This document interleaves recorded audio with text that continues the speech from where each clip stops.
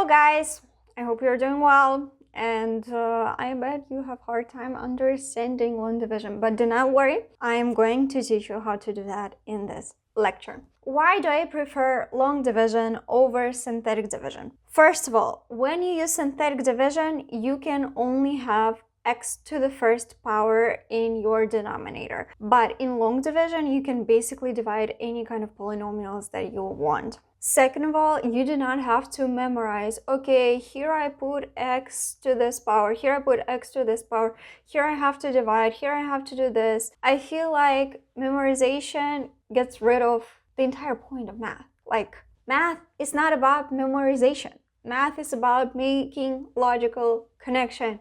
And that's why I prefer long division over synthetic division. So let's do an example. In this example, I have 12x cubed plus 20x squared plus 11x plus 2 all over 2x plus 1. You can use synthetic division for that. I prefer long division, and in this lecture we're learning long division, so let's do long division. Do you remember how to do long division just with regular numbers, with integers, or with fractions, whatever? Well, you better fix it.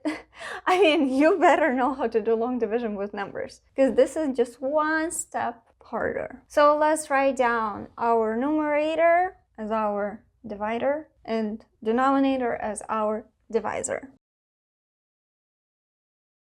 So unlike in synthetic division, you do not need to write down your coefficients for the polynomials. You're going to write it the way you would for a regular long division. Okay, what are we going to do now? I'm going to ignore everything that is here. I'm going to look only at my first term here and the first term here. And I divide them. So 12x cubed divided by 2x. What is that going to be? Well, 12 divided by 2 is going to be 6, and x cubed divided by x is x squared. I will repeat that again. How did I get 6x squared? I look at my first term, and I divided first term here by the first term here, 2x. So 12x squared divided by 2x. And when I divide that, I'm getting 6x squared. Now let's multiply back and subtract how we would in a regular long division with just numbers, integers, whatever. When I multiply back 6x squared times 2x, that is going to be 12x cubed plus 6x squared times 1, which will be 6x squared. And now I'm going to subtract. Okay, 12x cubed minus 12x will give us 0, and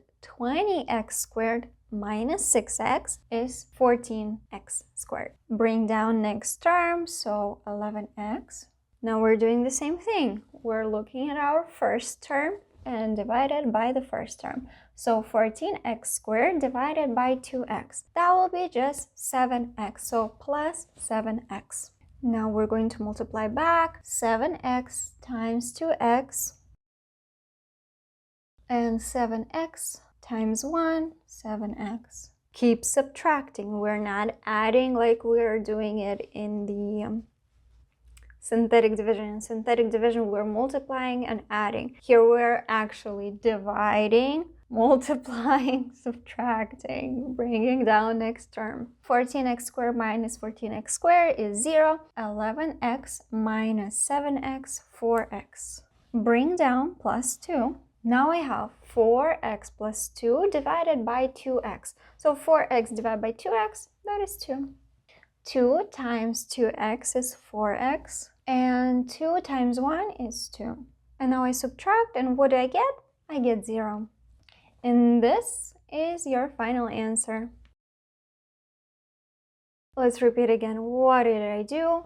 Numerator is my divisor, denominator is my divider. I messed those up. Anyway, you look at the first term, divided by the first term, you get 6x squared.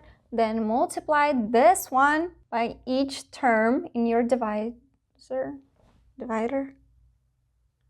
whatever. You keep multiplying it, and then you get 12x cubed plus 6x subtracted. Bring down next term and bring down whatever you got when you subtracted. And you keep doing that until you get a remainder. In this case, our remainder is 0. In other cases, we will have like other polynomials that will be our remainders or just a number. Let's take a look at this example. We have 4x to the 4th plus 3x cubed plus 1 plus 2x divided by x squared plus x plus 2.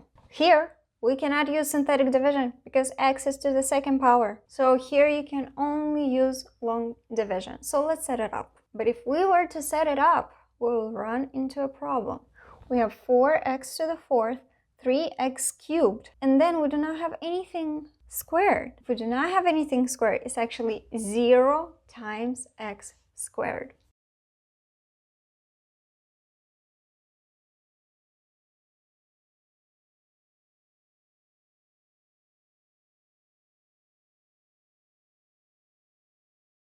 Why did I put 0x squared? Because then when you multiply back, you will get x squared. And since you cannot really subtract it unless you visually put it there, you're gonna make a mistake. So we make sure that all our polynomials start from the biggest to the smallest power. So 4, 3, 2, 1, 0. Because x to the 0 power is 1. And 1 times 1 is just 1. Anyway, let's go. 4x to the 4th divided by x squared. That is 4x squared. Now let's multiply back. 4x squared times x squared, 4x to the 4th. Now 4x squared multiplied by x. That will be 4x cubed. And now I have 4x squared multiplied by 2. That will be 8x squared.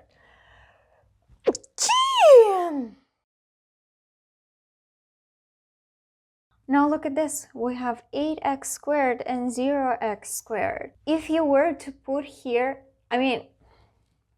if you were to remove 0x squared and put 2x, then you could not really subtract it. We can only add or subtract polynomials with the same power, or terms with the same power. Okay, so 4x to the 4th minus 4x to the 4th, that is 0. Then we have 3x cubed minus 4x cubed, that is negative x cubed. Now I have 0x squared minus 8x squared. That will be negative 8x squared. And just like that, we're gonna bring another term down, plus 2x. Let's divide now. We have negative x cubed divided by x squared. That will just be x.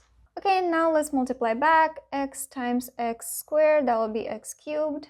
Ooh, I did a little mistake. Look, we have negative x cubed. Negative divided by positive is going to be negative.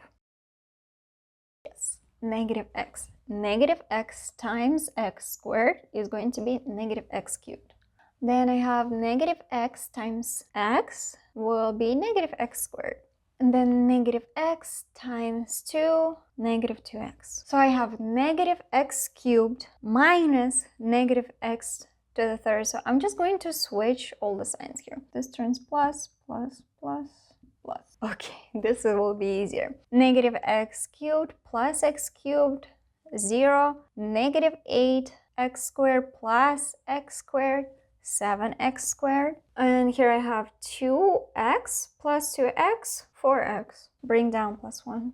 Okay, I can still divide. I have 7x squared divided by x squared. That will be just 7. Okay, 7 times x squared, 7x squared.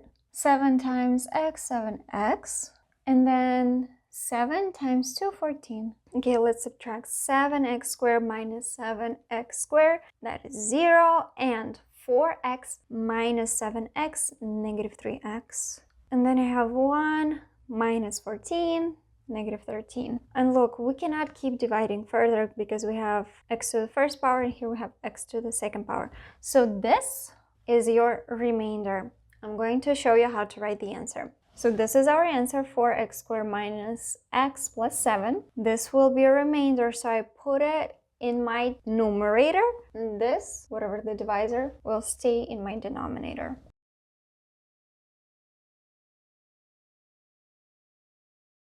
Okay, that probably seems very complicated. So honestly, before you do long division with polynomials, review how you regularly do long division with just integers. And then go ahead and do long division with this. Relax. what did I do? Instead of writing down all my coefficients, I will write the entire numerator here and my entire denominator here. And then I will divide, but I will only look at the first term. So 12x cubed divide by 2x. And once I'm done with that, I'm going to the second term. Again, I'm going to cover everything else. And I go 12x squared divide by 2x, write the answer, multiply it back, subtract. Then again, I cover everything else. I only look at the first one. 4x divided by 2x, that is going to be 2. And then in the second example, since one of the term was missing, so that term is going to be 0 times whatever x to the power that you are missing. Because if you do not write it, you're going to mess it up. If you mess it up, you get the wrong